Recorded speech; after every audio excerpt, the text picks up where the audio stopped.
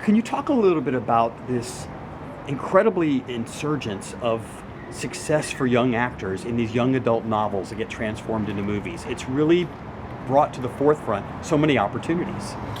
It has, and that is something that it's great about potentially doing something like this. I mean, as we know, they don't all float. Unfortunately, inevitably, there are ones that work and then ones that have a more difficult time. I hope this will be the former. But I think novels are a good platform for telling cinematic stories. I think at the end of the day, and in terms of like a resurgence of young actors, I think it's always been there. But I think what people have to be genuinely cautious of is their longevity and realise that you've got a career after the novel or whatever it is, after the big hoo-ha. So I think people need to remember that, including myself, and then make smart choices as a result of that. Your character in the movie is one of the leaders of the Dauntless group, and their attribute is basically being fearless.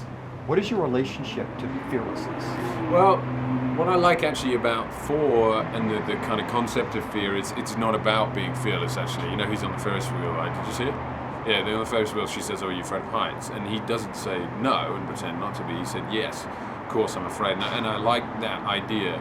And I wish we could all be more like that. I wish I could be more like that, to be able to own things and not